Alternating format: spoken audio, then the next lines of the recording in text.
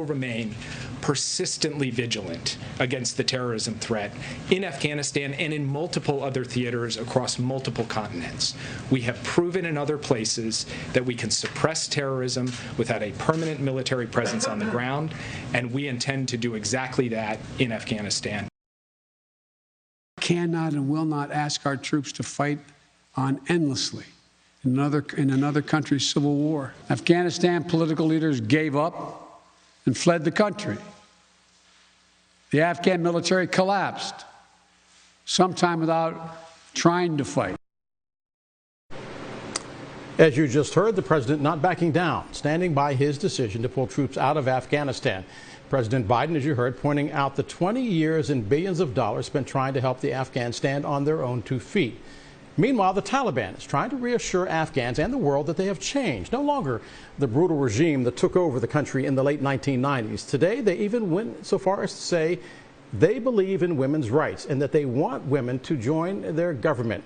Ahmad Rashid Salim is a lecturer at UC Berkeley's Department of Middle Eastern Languages and Cultures. Ahmad, thank you very much for being with us. The Taliban saying women will be involved in the government and have rights. Should we believe them? Thank you so much for the invitation. The Taliban are in a PR blitz. They're very savvy when it comes to using words that the international audience can use to alleviate some of their anxieties. However, when it comes to the track record of the Taliban, it speaks for itself and it doesn't need any type of PR spin. The Taliban do not accord a legitimate place in society for Afghan women or any other female. They do not believe in female education. We already have cases where the Taliban have closed off women's schools across Afghanistan, particularly in Herat, and have told them not to come back. We have instances where thought leaders, journalists, and others, particularly amongst female thought leaders, journalists, entrepreneurs, and others, have been threatened with violence. Some have already been killed. So I would offer that we cannot trust the Taliban's words, and we have to really look and ask the question, what have the Taliban really done to change their worldview and vision? And I would assert that the Taliban really haven't changed at all. What we're seeing now is really a PR stunt, and we have to be very vigilant and mindful of what's really taking place. And already, as of today, we're seeing instances where the Taliban are accosting individuals, attacking individuals, going house to house, searching for people. There are a number of individuals who are in hiding, including a large number of Afghan women and civil servants. Americans hear Taliban, they hear Muslim. They know nothing about sex. They know nothing about the different branches of the Muslim faith. Who are the Taliban and where did they come from? Right. The key things to keep in mind with regards to the various schools of thought within Islam is that for Muslims, irrespective of your school of thought, there are a number of shared things, such as the belief in the oneness of God, the same Quran, belief in the hereafter, etc. And I would say that, really speaking, Muslims agree on about 90 to 95% of things. There's about 5% that there are differences of opinion on.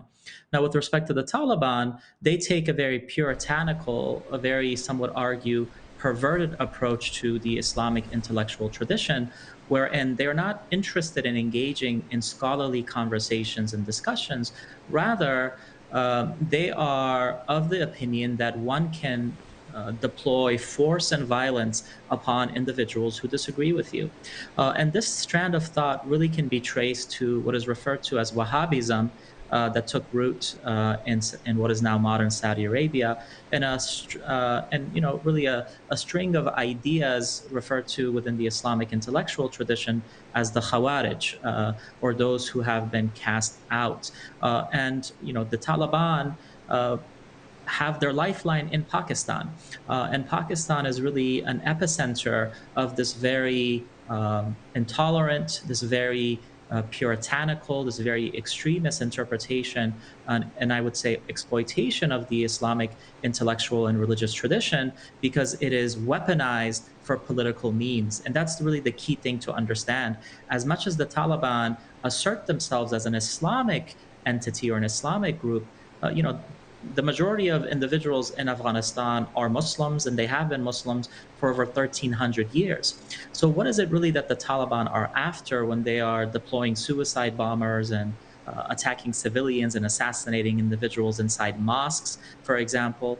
We can come to the conclusion that religion really doesn't have much to do with it. It's the exploitation of religious symbols and symbolism and religious language in order to gain political power and political influence. And it's a very dangerous game that they're playing. And unfortunately, Afghanistan is the playground for it. I want to get this in before we run out of time, which is that women are watching, and they want to know, what is it about Islam that has the Taliban so on the offensive against women? That's hard to explain because if you study Islamic sources itself, there are some clear guidelines for the presence of women in all facets of society. There are a tremendous number of rights that are allotted to Muslim women. There are clear indications within the traditions of the Prophet and the verses of the Quran that men and women are created equally, that the pursuit of knowledge is obligatory upon each Muslim, whether they be male or female. But when it comes to the Taliban, it's really an amalgamation of this puritanical, extremist interpretation of Islam that is oftentimes rooted in cultural interpretations and norms rather than intellectual conclusions.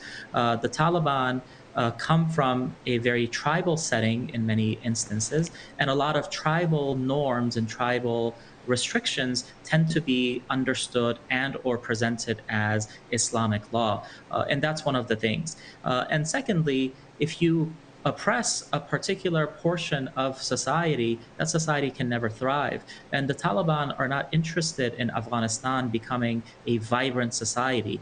They want to keep Afghanistan stagnant. Their rule in the 90s shows this. Their destruction of infrastructure and Afghan institutions show this. And the words of their fighters and leaders, I think, at the same time prove this. I think of the words of Maya Angelou when she says, when people show you who they are the first time, believe them. Ahmad, thank you very much for being with us.